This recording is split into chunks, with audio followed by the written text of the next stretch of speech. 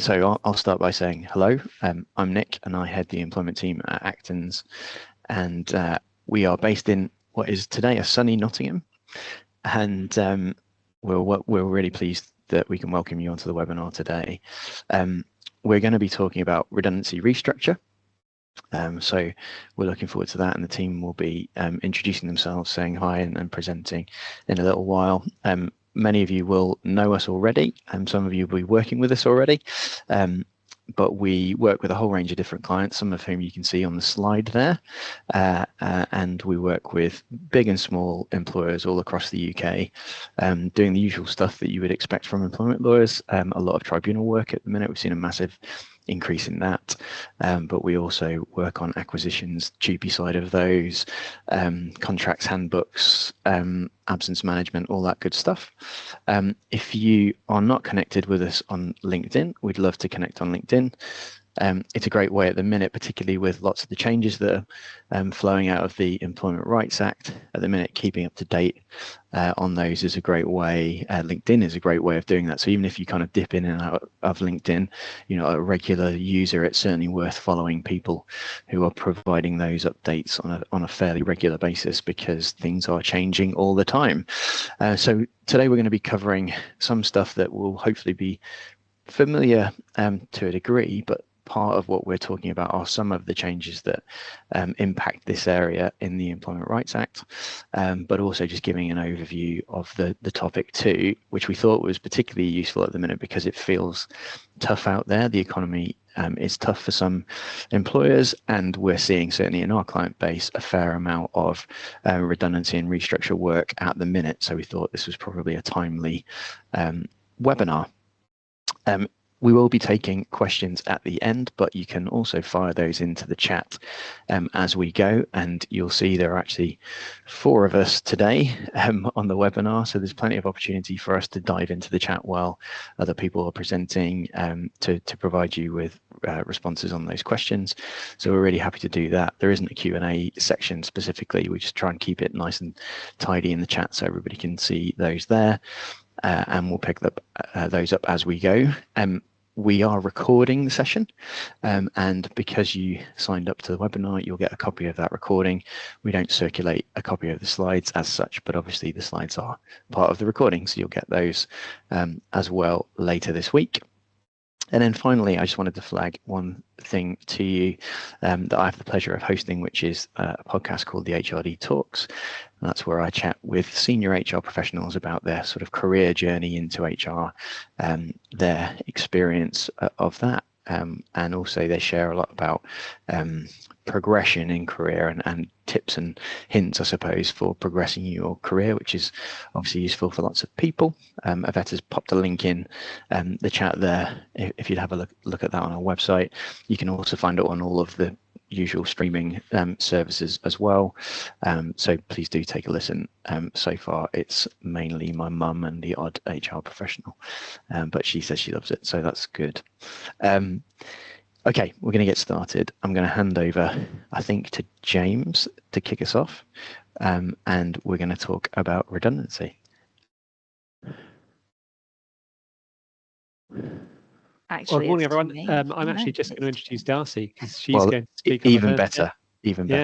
Sorry. So those that are new to our webinar, sorry, not new to our webinars, for the regulars, they'll have heard me talk about various things before. I'm Laura, but Darcy is the newest member of our team, so we're going to let her kick things off with redundancy, and I'll come back at the end to talk about some other bits. There we go.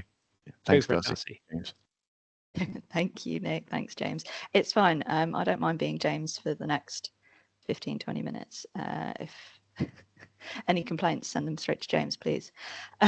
So I'm going to give you an overview of what redundancy is, and then also a little whistle-stop tour through consultation. So our first slide, what is a redundancy situation? There is a very lengthy legal definition, which I shan't bore you with, but broadly there are 3 categories of redundancy that we might talk about. And that is a business closure, which hopefully that does what it says on the tin. You have an entire business that closes down. Plenty of examples of that in the high street in recent years, unfortunately.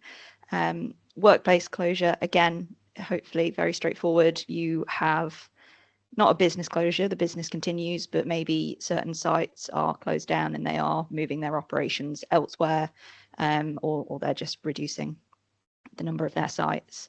And then the final one is a reduced requirement for employees to do work of a particular kind. That is generally if you have a sort of a reduction in the kind of business that you're doing. You might have reduced client demands and you're now sort of oversubscribed, you're overstaffed. So obviously the title of the webinar is Redundancy and Restructure. Are the two different? Yes, they are. A restructure generally is sort of a reshuffling of your business. That could be a reduction in headcount, absolutely, in which case you're looking at a redundancy situation, but that's not always the case. It could just be a balancing. You might have some sites that are overstaffed and a greater need for employees elsewhere, and therefore rejig your staffing slightly. So a place of work redundancy, essentially that is a bit like the workplace closure. You've a reduced requirement for people to work in a particular place, and therefore you're making redundancies within that location. The impact of mobility and flexibility clauses. So hopefully most of you have got a clause in your contract that says your place of work is X location or elsewhere that your employer may reasonably determine or decide. That is a mobility clause, and effectively within reason and used reasonably, it gives the employer the option to move employees a bit more freely.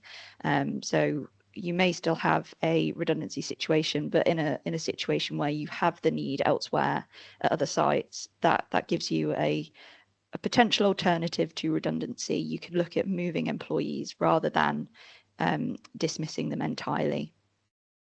And the final point on that slide, then, this is a really key thing to note. The focus in these situations is on the business and the business requirements. It's not a focus on employees or the individuals. I think quite possibly a very common misconception is that a person is made redundant. We don't make people redundant per se. They may be dismissed for redundancy, but it is their role that is redundant. It's intended to be very impartial and objective. Of course, there is a personal element to it, and Laura will touch on selection and things like that, which will be impacted by the individual. But the root need and the root requirement for redundancies is a business one. So dismissing fairly for redundancy, the burden is on the employer, so yourselves, to show that redundancy was a fair reason for dismissing, and that in dismissing you followed a fair process. It's a two-limb approach. You have the fair reason and you have the fair process followed. Now, case law gives us a lot of guidance as to what will qualify as a fair process. And broadly, that will be you warn and consult employees about the redundancy situation and about the process in general. And we'll go through that in more detail in a moment. You adopt a fair basis on which you select people for redundancy, which Laura is going to talk about in a little bit. And you also consider suitable alternative employment. So again, Laura will touch on that in a moment, so I don't want to talk about it in too much depth. So consultation then, well, what is it? We talk a lot in law about giving things their everyday ordinary meaning. So I have been very sad this morning and I have looked at the dictionary definition. And essentially, consultation, to consult, is to discuss something with somebody before you make a decision. And so that feeds into that timing point right at the bottom there, just to jump ahead, before you've made a decision. So before you have determined that a role is redundant, you let the employee know this is a risk. We discuss the situation. We discuss the reasons giving rise to it. What can we do? And only after we've exhausted that process, we then say, unfortunately, the role is no more and we're going to let you go. Now, collective, individual, or both. I believe James is going to talk about collective consultation. But whilst a redundancy situation is based on a business need and it's objective. Obviously, it's individuals, it's people who are impacted by it. And so a very important part of a consultation process is individual consultation. It's talking to each person that is impacted by it, so they understand what's going on, and so they can contribute as well. And they can talk to you about possible alternatives or whether they're unhappy with selection and things like that. And so that one is individual consultation is something that you'll do in almost every instance. And in some cases, you'll do a bit of both. You'll have a collective and an individual consultation process. And so the key components then of a fair consultation, as I say, timing. Ideally, you are talking to people before you've made a decision. And that feeds into genuine engagement. You need employees to sort of meaningfully contribute and really genuinely apply their minds to the situation that the business face, and also what potential alternatives there are. And so it's very important that you speak to them early enough and you give them sufficient time to really genuinely engage in that process. Rather unhelpfully, there is no statutory time frame except in sort of limited circumstances, which James will touch on. So it's very much a what is fair and reasonable in the circumstances. Unless there are extenuating circumstances, you would probably expect to consult with people for, you know, a matter of weeks, minimum 3, generally, we might say. It gives you enough time to give them the background, for them to go away and think on it and come to terms with the situation as well. And then that other point, adequate information there.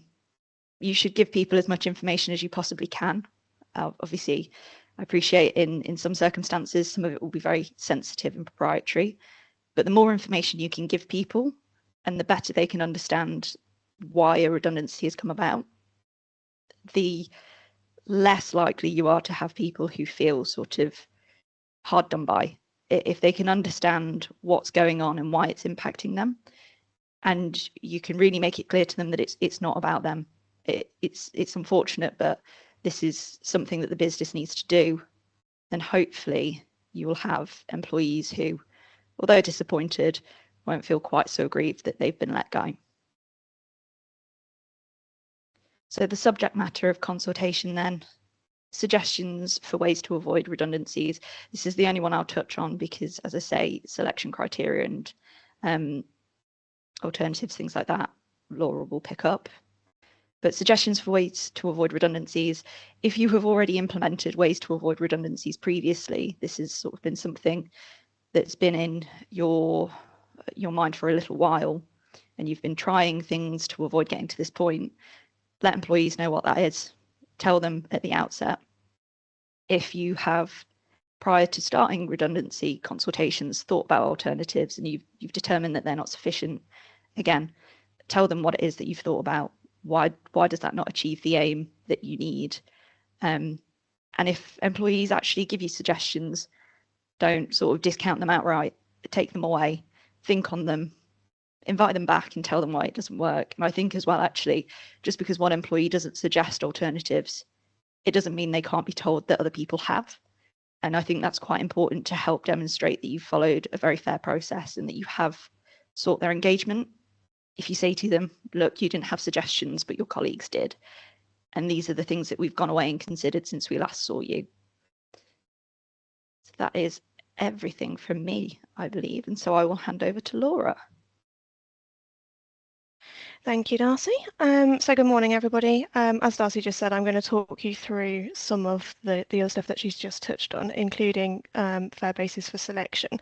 So I'm kind of going back a little bit now. So this is before you start consulting, as Darcy's just taken us through, you need to have a think about your selection pools, how these are going to be created, and whether there needs to be any consultation on the actual creation of that selection pool and selection stuff right at the very start. So as you'll see on the slide, we need to have a think about what type of work is actually ending or reducing. The legal wording is ceasing or diminishing. I can never say that word. So that's what we're looking at here. What kind of roles are going? Is there a specific area? Why are those roles going? And thinking around the box on that. So you'll see about employees doing similar work. it's really important to have a think about to what extent employees are doing similar work.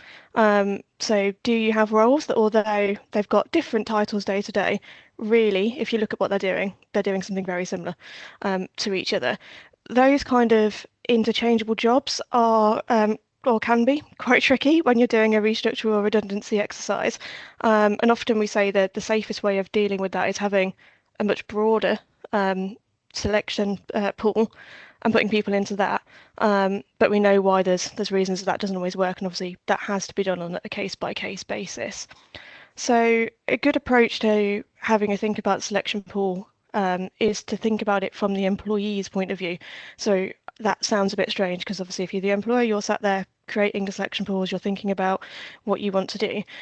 But sometimes the best way of doing that is putting yourself on the other side and putting yourself in the employee's shoes and saying, well, if I was the employee, what kind of things would I be asking?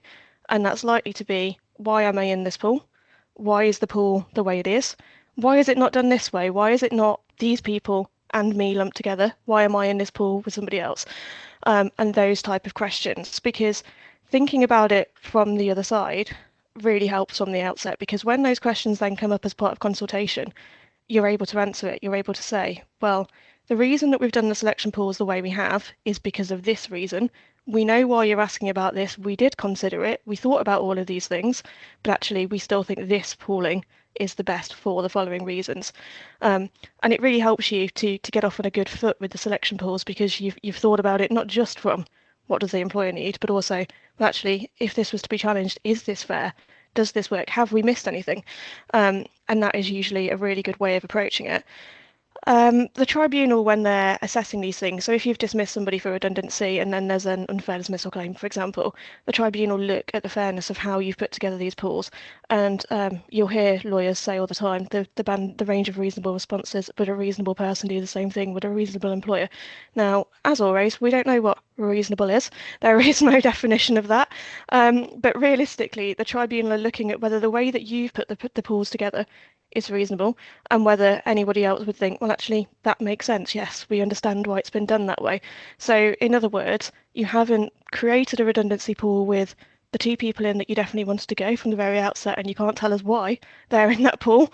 You need to be able to explain, well, the pooling was this because everyone in that pool did work of a similar kind, or the pooling is that because we've just put everybody that works in that area in that pool, or whatever it might be. You'll see we've talked about narrow pools and pools of one. So narrow pools are sometimes a good idea. Try to keep them as small as possible. Sometimes that works, sometimes that doesn't. There's reasons why it can and why it can't. And pools of one, we sometimes get asked, well, is that even possible? Can we do it? Yes, there is case law that says that you can have a pool of one. Obviously, we can't say in any given circumstance, absolutely, yes, go ahead, because again, it depends on the specific nature of the redundancy restructure exercise. But the other thing to mention on that is that increases the chances that somebody's going to come and say, I've been targeted, this is all about me, if they're in a pool of one and we can't explain why they're in a pool of one and not in a rider pool, or other people haven't been included. So when you're creating those selection pools and thinking about how you're going to put it to the business and to the employees, it's important to make sure you've thought about that from the very outset. So the next bit being selection criteria then, and as Darcy touched on, that obviously plays quite heavily into the consultation that you'll be doing with employees.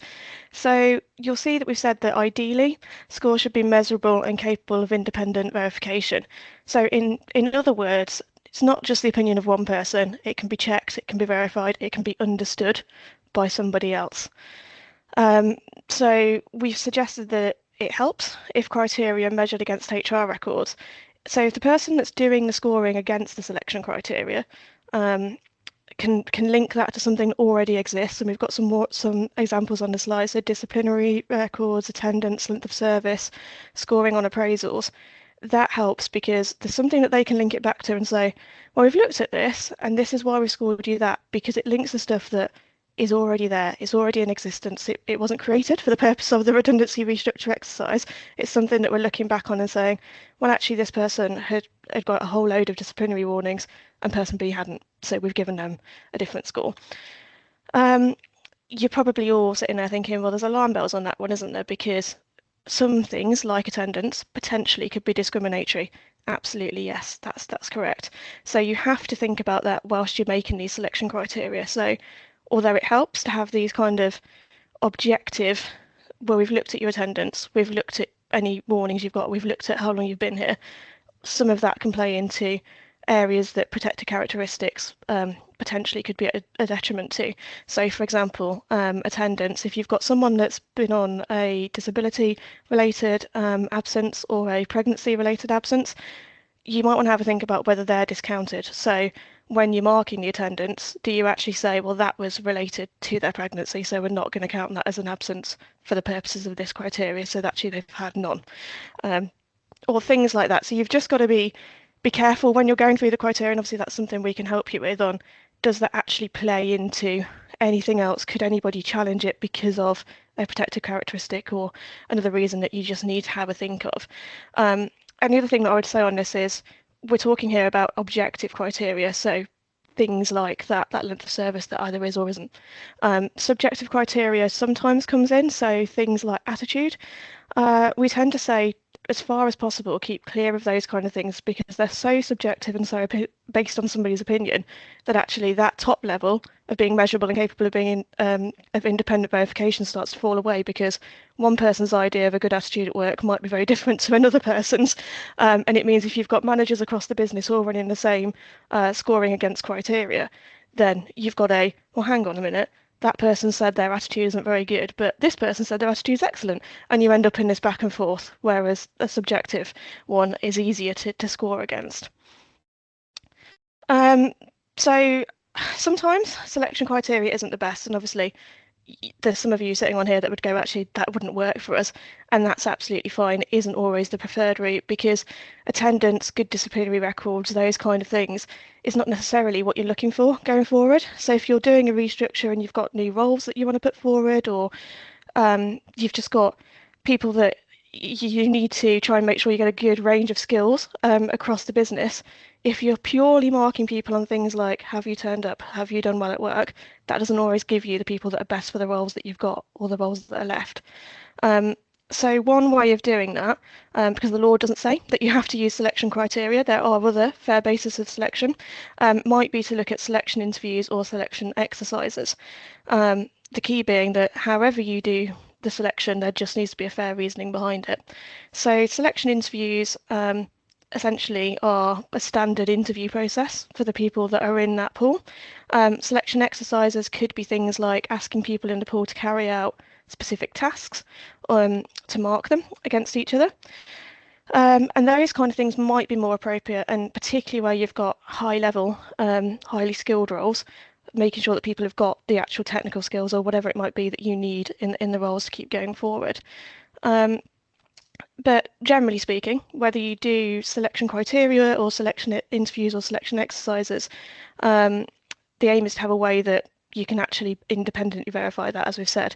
So we quite often talk about in interviews having someone score their answers. One way of doing that might be to have set interview questions. So everyone that's going forward has the same interview questions. You record a model answer, so what you would expect to see, and then you score their answers against that the model answer or what you're looking for. So it could be a scoring of 1 to 5, for example. So 1 if they didn't really answer the question and it was just a generic unfocused muffle that came out. 2 if they tried to answer but it was a bit unfocused and you didn't really get what you were looking for. 3 if they covered some of the things that you're expecting but in a really limited detail. 4 if they gave a good answer and generally covered stuff, and 5 if they absolutely blew you away and you thought, I couldn't possibly have answered that better myself, that was excellent. So you can mark people on that kind of selection interview, and what that does is it gives you that scoring system that you can actually explain to people why you've given person A a 3 but person 5 a B, a 5, because it says that, well, actually that person really answered. We've got it all in the notes. We can see what they answered. We understand why they gave a much better answer to that question than this person, and this is why it's been scored differently. So that's often desirable when you're looking at vacant, alternative, newly created roles, because you've got a new role in front of you, you've got skills that you want for that, you've got a job description, you're looking for specific things, and that scoring can help you to get there. So you'll see the bottom of this slide, record keeping is critical. You will have heard me and all of the others tell you this on multiple webinars, I'm sure, over the years. But record keeping really is key here. And I will caveat that with a particularly now. So the cases that are coming across our desks at the moment have final hearings that are often listed, say, 2029. So we're quite a long way ahead, and they're discussing things that happened last year or over the last few years. So by the time that it comes to the tribunal evidence day, your witnesses, so your managers that have done the selection process and done the scoring, it's going to be years since they actually sat down and did that. So if you've got the notes of what they were thinking about at the time they did it, if you've got the notes of any interviews or criteria or exercises, you can say, well, this is why I thought about it, rather than just the unhelpful, I actually can't remember why I did that. And it also helps people to really understand why people have got the scores that they have. So it's not only useful for the actual consultation process, so you've got the records when people ask you and go, well, actually, we've spoken to so-and-so, this is why we understand it, but you've also got it further down the line if you need it. The other thing that I want to mention on this slide is that when you've got these kind of selection processes going on, you might want to have a think about whether the managers need any training on what they're doing. So if you've got a manager that's running the process with people and taking them through their selection exercises or interviews, have they been spoken to about how they're actually going to score it and what it actually means? So I had a tribunal case a few years ago now, where a manager was asked that question and said, why did you score a 0 for this person on this exercise? And they basically stood up and said, because I didn't understand it, so I just scored absolutely everybody a 0 because that way it was fair. Now, obviously, that doesn't particularly help you when you're in tribunal, and question whether it should have got to that point before it was I don't understand. But it's just one of those things to flag that you could have an all singing, all dancing, the best possible kind of interview process and selection process going. But if people that are actually asked to implement it don't know it, then that could be, well, actually, they just need to have some training on that. They need to know what we're actually looking for, how the scoring should be done, to make sure that everybody's on the same page and consistent across the business where there's more than one person running that. So alternative employment, again, I think people have touched on the fact that I will be talking through this in a bit of detail. So there's a duty on you as the employer to consider whether there's any vacancies or alternative roles available. Of course, sometimes there isn't, but if there is, there's some things to consider when you're going through that. So providing sufficient information is sometimes missed. What we quite often see in cases that we deal with is that there's a list of vacancies, particularly where there's large-scale redundancies or restructures, where it either just has a list of, there's a whole load of vacancies, you need to go on the website and have a look, or there's a vacancy in Liverpool, there's a vacancy in London, these are the job titles, and doesn't actually give people any more detail than that. So yeah, that's a good start, telling them where they are and where the list is. But to be able to pass that kind of threshold and show that you've done that to make the process fair and considered alternative employment, there needs to be a lot more information on that. So not just there's some jobs, here's a list, but specific information about those roles. So is providing a vacancy list enough? Probably not. So what you actually need to do is provide people with an overview of what those roles are. So not only the title, but where's it located? Who do they report to?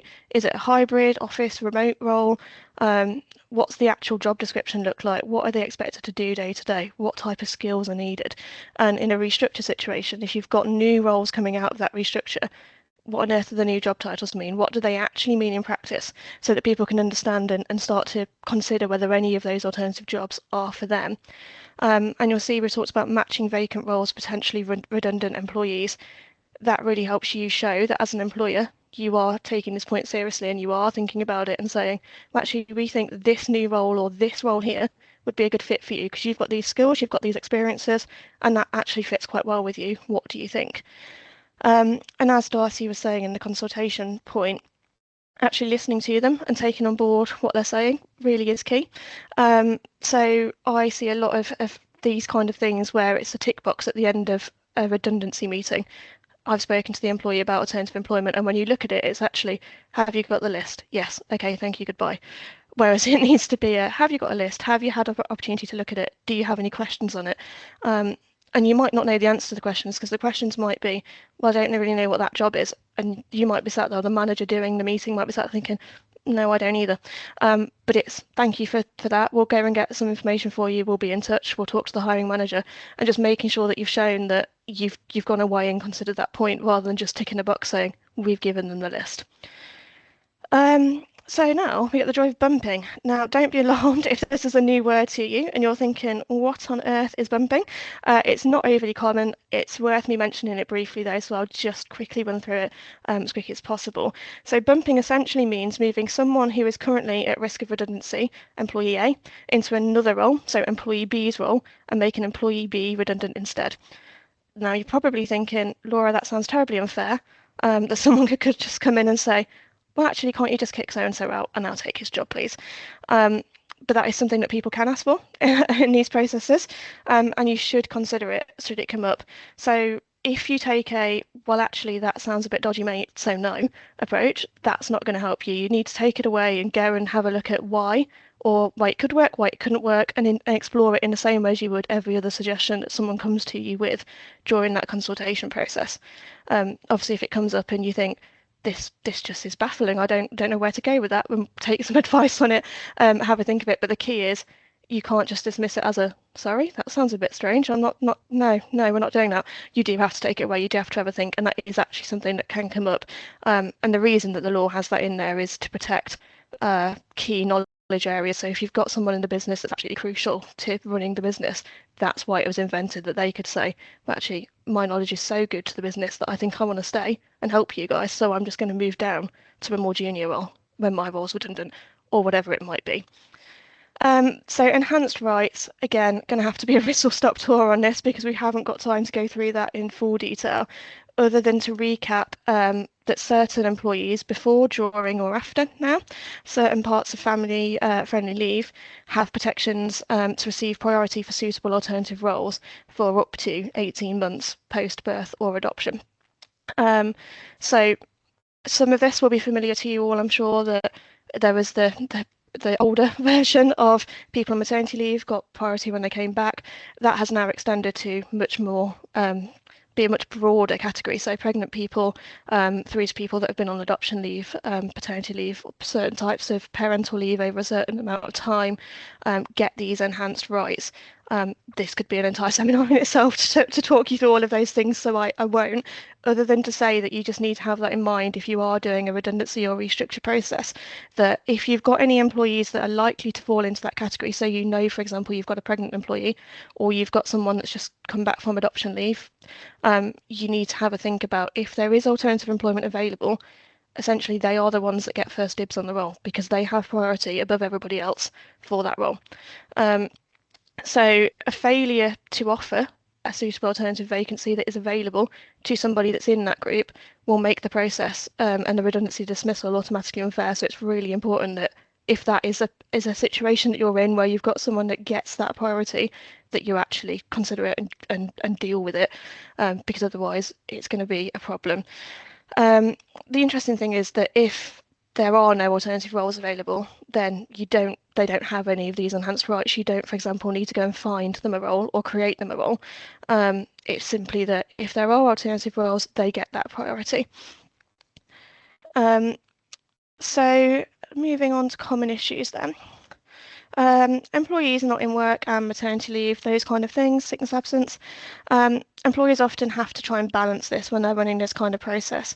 So not running through the process so quickly that the people that aren't in work can't properly engage with it, but also not putting the process on hold for the other people affected whilst you deal with those things. There's often no clear-cut way of doing that and making sure that there's no one size fits all. It really does depend on the actual circumstance and the people that are involved. And you have to assess that on a case-by-case basis in terms of, do I need to elongate the process to make sure that so-and-so can contribute, or do I actually just need to keep going and try and find a way of getting them involved whilst they're on this type of leave? And that's something we can help with if we need to. Employee wanting to go and to leave during consultation, we've probably all seen this, that as soon as there's announcements that there's going to be redundancies and people are going to be spoken to and consulted with, somebody might say, well, actually, this is just a tick box exercise. I'm going to be going at the end of it in a month or two anyway, so can I not just go now, please? Can we not just do the meetings this week, get it all done, tick it off, I'll be gone. Sometimes employees take the view that that is the best option for them. It really depends on you as an employer whether that's actually going to help you or not. Particularly if you've got a lot of employees going through the same process at the same time. If you've got set timelines and you've got meetings and diaries, it often makes it quite difficult for you to say to one person, actually, yeah, we'll bring yours forward and then we'll flex this one round and we'll do that, because it puts everybody's timeline out of alignment and it potentially adds extra work. So we quite often say, we just need to say to people, the process is the process, and unless there's a very, very good reason why they want to go early, just keep going with the process, because it helps you to manage it properly and not miss anything by trying to do different timelines for different people. And then grievances raised during the process, incredibly common. So we see this in most of these type of cases that we see. And query whether we'll start to see that more as AI starts to help people formulate grievances from a few little inputs into ChatGPT. So potentially, yes, we'll see that a lot. There's often a knee-jerk reaction that so-and-so's raised a grievance, so now I need to pause the redundancy process and deal with the grievance. That's not necessarily true. So in that kind of situation, we always say, look at the grievance, look at what it's actually about. If it's to do with the selection or the actual consultation meetings or anything to do with that process, it's probably best just to deal with it as part of the consultation. So talk to them about it and say, you've raised in your grievance that you're upset about the scoring. We think that's actually to do with this consultation. We're going to talk to you about it now. If it's a genuinely separate grievance, so it's alongside everything that's going on, I'd like to raise a grievance that so-and-so at work is bullying me, then here it is a grievance. That doesn't necessarily have to be, we pause the redundancy process whilst we hear your grievance and come back. It could be run alongside it. So consultation meetings, so Tuesday, grievance meeting on a Wednesday, and run it alongside. But most grievances will blur those lines and have a cover-all, I've just given you everything that I've upset about at work type approach, and you'll need to then separate that out. So it could be, well, we've had a look at your grievance letter.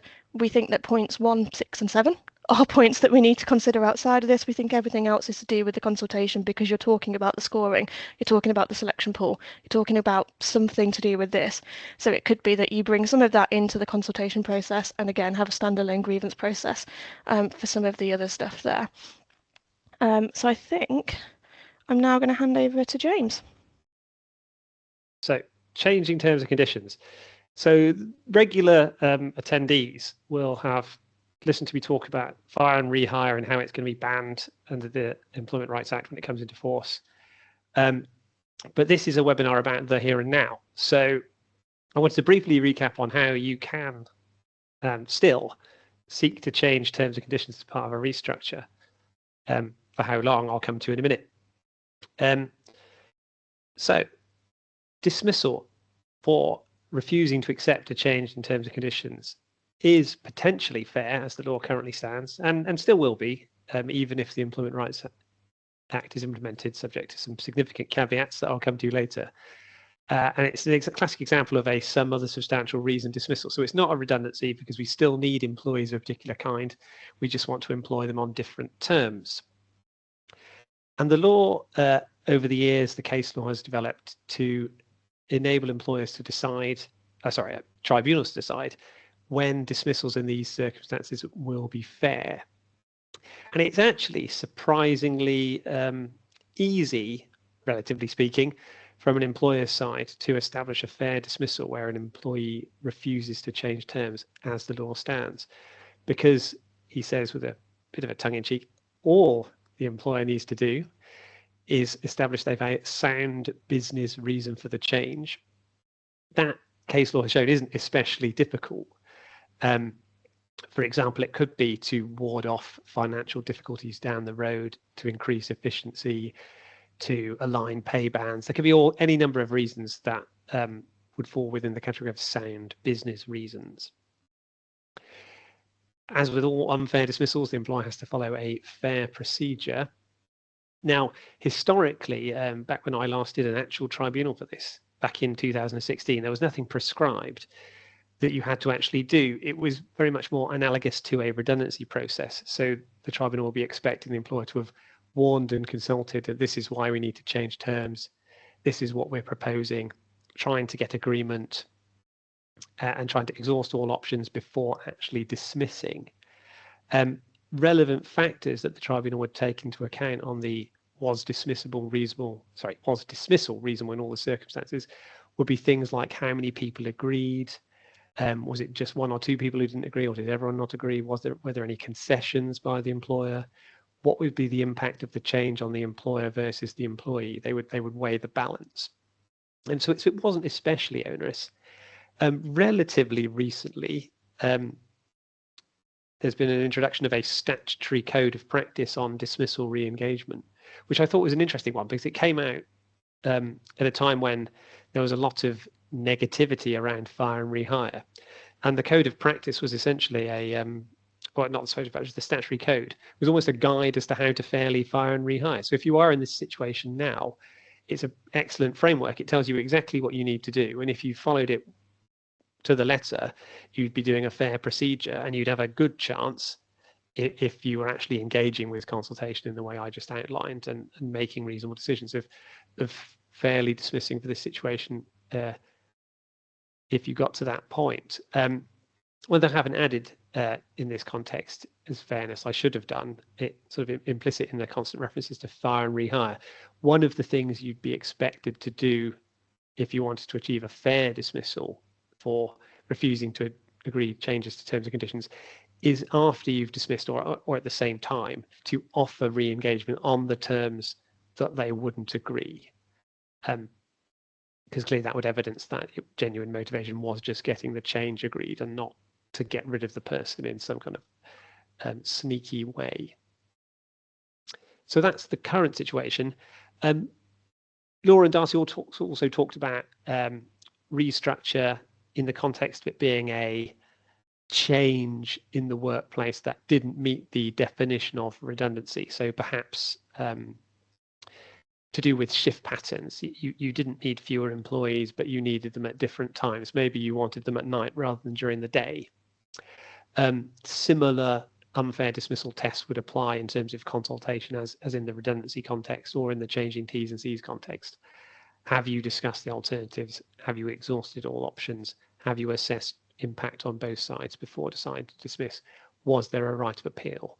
So it can apply in different contexts. I've just picked changing terms and conditions because that's quite a common one. So now pulling it back to the current debate on the Employment Rights Bill and contrasting the two scenarios. And this is relevant from the what do we do in the short term context. So it's worth bearing in mind what the law appears likely to change to until it's actually changed. I suppose you can never say never in terms of what the law is going to be. But the ending fire and rehire is currently scheduled to be something from January 2027. And the way it's working in the Employment Rights Act when it comes into force, and this is similar to those who regularly attend, I mentioned in the last webinar, there is a new automatically unfair dismissal claim that will be introduced. That will be a day one right. It won't even be a 6-month right. There'll be no qualifying criteria for it. And it pings up in a couple of different scenarios. The first is where an employee is dismissed because they refused to agree to a change to their terms and conditions, which included a so-called restricted variation. So that's a specific types of change to terms will be restricted variations and others won't. And that is incredibly important. And I'll come to it in more detail in a second. So first scenario, you dismiss because the employer wouldn't agree to the restricted variation. The second scenario is kind of the fire and rehire, fire and replace situation, is where employer dismisses someone and then they offer to either that same person who was dismissed or somebody else a new contract to carry out substantially the same role and duties. And in the new contract that's offered to either the same person or a different person, the new contract has a restricted variation as compared to the terms upon which the person who was originally employed. So I'm conscious that might all sound a bit complicated, so I'm going to use a really simple example. So if you were paying an employee £25 an hour and you didn't want to do that anymore because you were losing money, and you wanted to move their pay to £20 an hour, if you fired them because they refused to agree to go to £20 an hour, then if we assume that changing pay, which seems almost certainly to be the case, would be a restricted variation, then that dismissal would be unfair. That's example A.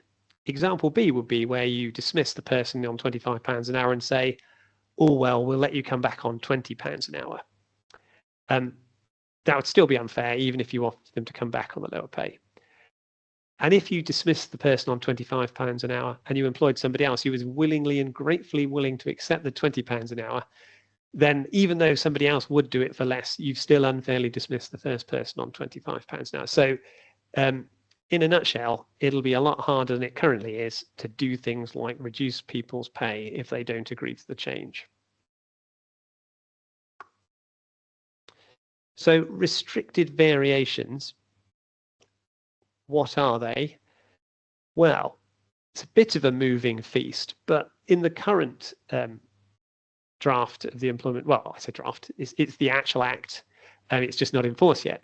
So if the act were to be enforced as of now, the law says that restrictive variations are terms related to pay and performance, which would include pension terms, terms relating to hours of work and holiday, terms that would add in new variation clauses. So if you didn't have them and you wanted to add them in, that would be a restricted variation. And the law also includes a coverall, essentially, anything else added by regulation. So I suspect that's designed to iron out any loopholes. If somebody's clever enough to think of a way to do things that the government doesn't like, they can just add them to the list of things that are restricted. But there is a bit of a kick in the tail, or a sting in the tail, I should say, that I briefly mentioned at the last webinar on the Employment Rights Act.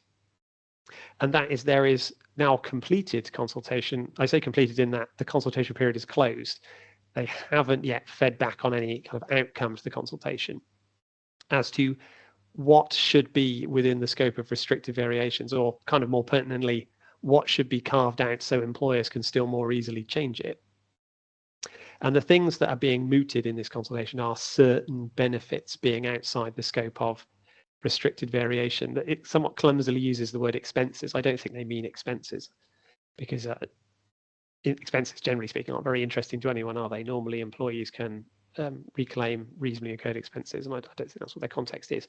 But it could be that certain benefits, I don't know, maybe health insurance type benefits or other benefits, would be outside the scope of restrictive variations, because I suspect the fear is employers might be a bit risk averse and offer fewer benefits if they know that it might be very difficult to ever remove them. But I suspect that things like pay and pensions will be protected, because that seems to be the whole point of the law. The other area where the consultation is covering, which is particularly interesting, is to do with shift changes. One of the concerns I've raised, and many other people have raised, is that this law is going to make it incredibly difficult for employers to change shifts, even if there isn't redundancy situations. And it's going to create very odd situations where employers are kind of stuck. If you, for example, needed to expand your shifts and people wouldn't agree to it, you couldn't, and your business could potentially be sort of stifled.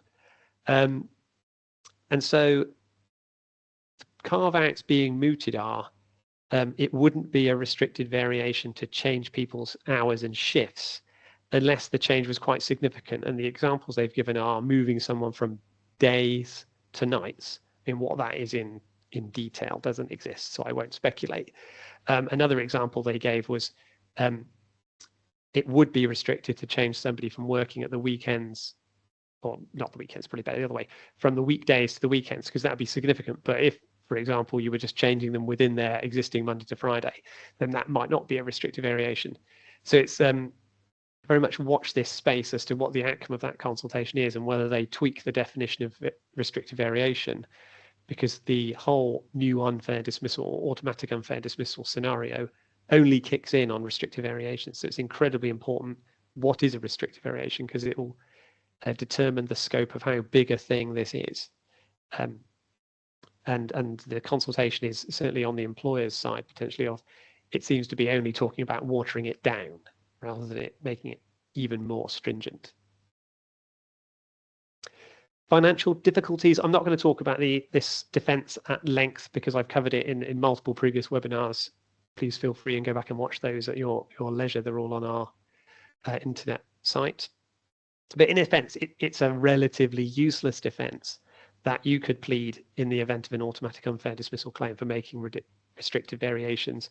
I say relatively useless because, without somewhat oversimplifying, unless the employer is in such financial difficulties that you're potentially going insolvent, then you're not going to be able to establish this defence. It's good financial forecasting and planning in order to avoid future difficulties, which might seem very much a common sense approach for employers to take. That's not going to be a defence. The law would be fairly useless if it was. I can understand why you might say, well, why have this defence? They want it as a sort of last resort, so that employers that are literally on the brink of closure can pull this defence if they need to make variations. I mean, you could argue that's a bit pointless, but there we are. So don't rely on the financial difficulties defence is my advice, unless you really are in huge financial difficulties. Practical tips, because this is a not looking forward Employment Rights Act seminar, it's a here and now seminar. The tips are slightly different. And one is, consider restructuring now while it's still easier. I mean, you have, it would seem, until at least 2027, when there's no restrictive variations, there's no new automatic unfair dismissal provision, and you're on the old law. And as I said, whilst employers don't really very often fire and rehire, despite it now being banned, part of the reason for that is because your bargaining position as the employer is much better. Employees will know that if the change is for a sound business reason and you consult and you go through the different processes, then you likely could fairly dismiss them. So they might be more amenable now to agreeing things. Come January, the difficulty with the new law, if it doesn't change as a result of the consultation, is that employees will be emboldened and their advisors and trade union representatives will be emboldened to say, well, no, we're not agreeing to anything that's detrimental because you're really going to struggle to change it. That's not yet the case. So there is a little window of opportunity to put your house in order if that's what is required. Another is just to introduce specific variation clauses into contracts. So what do I mean? Context of this seminar, going right back to the beginning when Darcy was talking about place of work redundancies, mobility clauses. If you want to be able to move employees reasonably around, then build that into the contracts. Include the ability to remove benefits upon giving notice if, for example, they're unaffordable. And bonus schemes. Some employers have bonus schemes that are in contracts. If you want to be able to vary or modify or remove the schemes, and you can't currently in your terms and conditions, then you might want to seek to introduce such a right, or remove it from contracts altogether, depending on the approach you want to take. Health warning about variation clauses. Whilst you might have a contractual right to vary terms because it's built into the contract, those types of clauses only work where they're specific, so it's clear what the right is. A general clause saying, we can give you notice to vary anything we like, is unlikely to work, extremely unlikely to work. And even if you have ones that are specific and likely to work, you still have to bear in mind the implied term of mutual trust and confidence. So you might have a mobility clause, but if I said to Laura, I know you like Nottingham, but I'm shifting you to Bristol as of tomorrow, then she might then resign and claim constructive dismissal, saying, well, actually, I've got my whole life up here. I can't just, as of tomorrow, go to Bristol. And she'd have a good point. I suspect you might want to consider increasing your use of non-contractual policies if you take things out of contracts, again, just to safeguard against the difficulty of restrictive variations from potentially 2027. And the end of the practical thing is, to a bit of a shameless plug, watch this space on the consultation, and no doubt when we have greater news, we will do a update webinar, I'm sure, on what it is before 2027, or if it's nothing and it's exactly as we just said, we'll probably confirm the same in a webinar. We certainly will on social media before then, if that's going to be the case. Collective redundancy consultation. again, this harks back to the last few webinars, so I'm not going to rattle it all off again. The law on this area is as it was before. The Employment Rights Act is potentially extending the scope for collective consultation as of 2027. So just to remind everyone, currently, it's the first bullet point. The employer needs to collectively consult, or the duty is triggered, I should say, where they propose to dismiss 20 or more people at one establishment within a 90-day period. Because I've talked about changed terms and conditions, if you were to dismiss people for refusing to accept change to terms and conditions, that falls within the wider definition of redundancy that's used in the legislation that triggers the duty to consult. So it's dismissals because you don't need employees anymore, or potential dismissal re-engagements because you want to change terms. So that's all as you were. The potential change that's coming in 2027 is the second bullet point, which introduces a new threshold test across the whole workforce, not just the single establishment. And I'll come to that in a bit more detail in a second. And the other change that's coming into force is the doubling of the protected award, making it all the more important that if the duty to collectively consult is triggered, you actually comply with what is a fairly onerous, albeit formulaic process where you just need to make sure you follow the steps the legislation dictates. The thing that's interesting and new that I wanted to mention today is, again, the consultation, which has rumbled on a bit more since the last webinar as to what this threshold might be, or at least some clues. So there's a few options that are being thrown about. One is just having a fixed number of employees across the entire workforce that triggers the duty to consult. The numbers being bandied about were 250 to 1,000 redundancies. So I thought that was quite a lot personally. So it would have to be a pretty hefty exercise to trigger that duty. Another option was the percentage band threshold.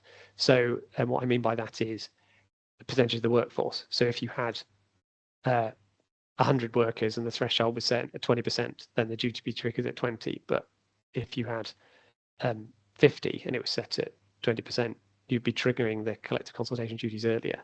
I mean, I doubt it would ever go below 20. I think that would be a bit weird. And I also think the percentage threshold probably won't happen because it relies on people doing maths. Whereas if they use the fixed method, it's just easier and is more likely to be complied with.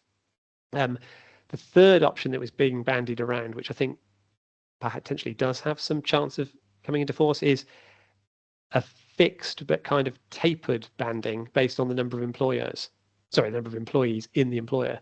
So in the document I read, it said if you employ fewer than 2,500 people, then the duty to consult would be triggered if you were proposing to dismiss 250 employees. If you had fewer than 10,000 but more than 2,500, it would be 500 employees. If you had over 10,000, it would be 750 employees. So it's kind of watch this space. But as a whole, from a sort of employer's point of view, if the new threshold was to be any of those things, I don't think it's going to be particularly groundbreaking in terms of you would think it would be unlikely that those situations would be triggered that often unless the first one was already triggered, because if you're losing 250 in total, then chances are you're losing 20 at one establishment.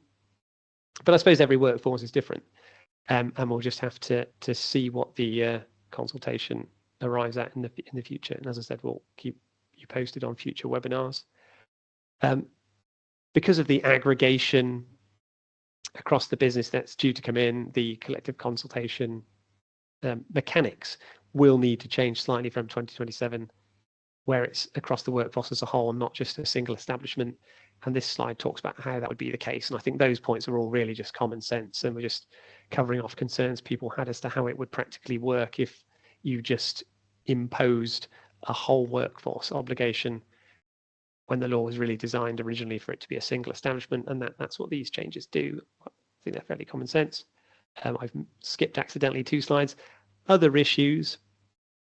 We just want to finish off before we go into the questions and tie a few bits from Darcy's session or a session of my session together. Some final things to think about if you are embarking on redundancy restructures, especially in what appears to be a more litigious climate than in previous years. If you look at the stats, employment claims are going up already, even before we bring in all the new laws in the Employment Rights Act. And the first one is the point I think I heard Laura make, and I suspect Darcy made it too, is the redundancy situation genuine? Employees are very quick to smell a rat even when there isn't a rat. So it's always wise to be especially transparent as to what the business case is, and get your ducks in a row and be ready to ward off any suggestion that it's a big sham. Employees aren't shy in alleging conspiracy, so if it is one, then you might well get caught out. Outplacement, bit of a change of pace, but it's always a nice thing to do and presents well before an employment tribunal if during consultation you are able to assist potentially redundant employees, whether that's an internal outplacement support or external providers. It doesn't really matter. It's just something you can offer whilst the consultation is going on, and it shows you are looking to mitigate redundancies, even if it isn't actually part of the fairness test. It still presents well and is a nice thing to do. Enhanced redundancy, I'm not talking about the points Laura was making, the complicated points Laura was making about who has enhanced rights. I'll leave that as she said it. I was thinking more of enhanced redundancy payments. Do be careful if you have custom and practice of paying people more than statutory redundancy. It could lead to an argument that that's an implied term. I'm not going to do a seminar now on what is and isn't an implied term, because that's a complicated issue in itself, but be wary of that. Do you have practices, or even more straightforwardly, do you just simply have contractual terms that entitle people to more than statutory redundancy? If you do and you don't pay it, you're at risk of claims.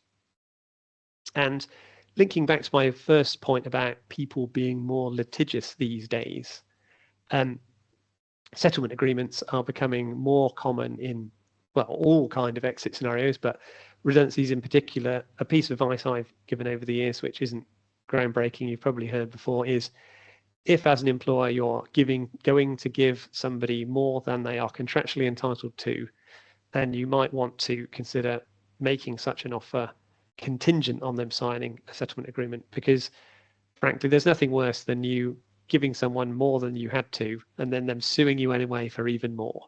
You may as well have saved the little extra you gave them in the first place as a fighting fund for a claim. So if you are offering enhanced redundancy, whether that's via a voluntary redundancy scheme or just to be nice or because you want to, then do consider whether it's wise to just spend a tiny bit more making that wrapped up in a settlement agreement bow so you can't get sued as well. Protected conversations, I suppose a final point, sort of a health warning where we see things go wrong the most. And I would describe it as probably going too soon or not having a plan B. So if you don't start redundancy consultation and you offer someone a settlement agreement, it can create two problems. One is the person is skeptical about the fairness of everything because you've done nothing at all yet to evidence to them that there's nothing untoward about what you're proposing. There is a redundancy and we're quite willing to go through a fair process if required, but we were just thinking about an alternative option that might be nice for everyone where they can do a settlement agreement. So the danger of going too soon is that it makes the employee suspicious. And so often it's better to introduce the settlement agreement offer further down the line after you've put people at risk or after you've presented the business case or after you've started the process. The other is where you don't have a plan B. You make the offer and you negotiate, but you don't want to do the thing that you're saying you will do, make them redundant. And the employer gets winds of that. And then you get into a slightly stalematey negotiation where they ask for more money that you're not prepared to give. Perhaps they go off sick and it drags out and you create a bit of a mess.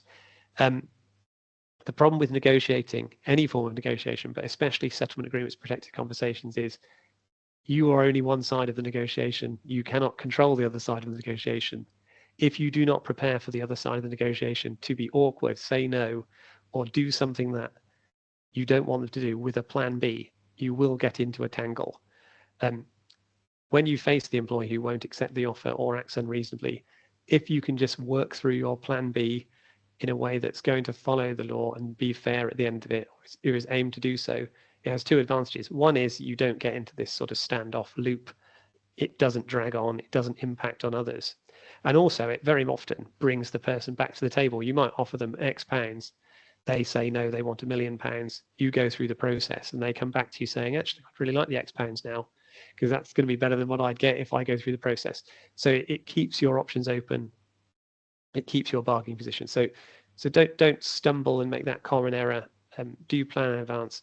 Do have a plan B lined up, and think about whether you're going too early with your offers. Right, that's enough from me. I'm going to hand over to Nick now to wrap things up, and we can tidy up any questions. Brilliant. Thanks, James / Darcy. Well done.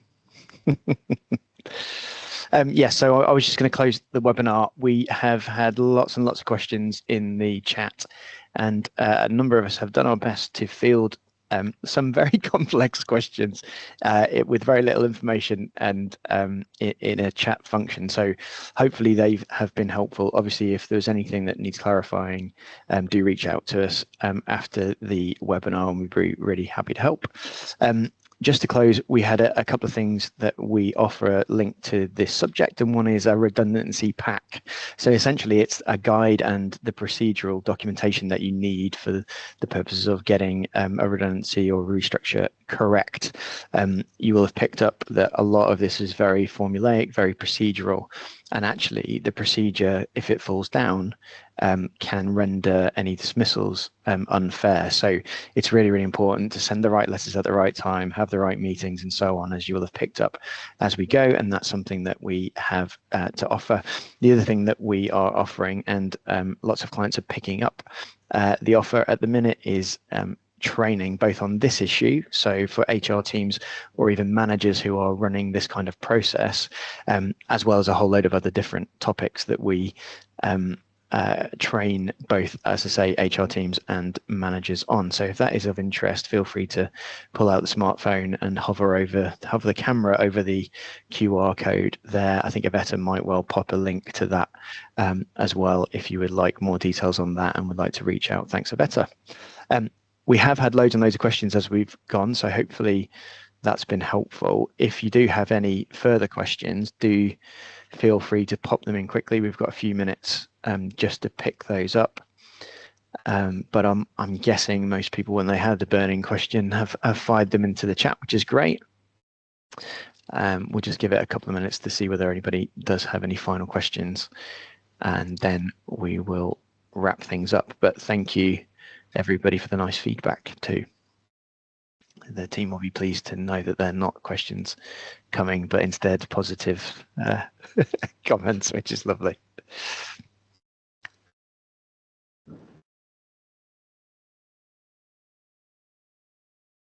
Okay, I think we may have done a sterling job of picking those up as we've gone. Excuse me. So thanks everybody for joining us, and we will see you next time. I think we're aiming for our next webinar in June. You should get that invite by email shortly, and we'll see you then. Thanks everybody.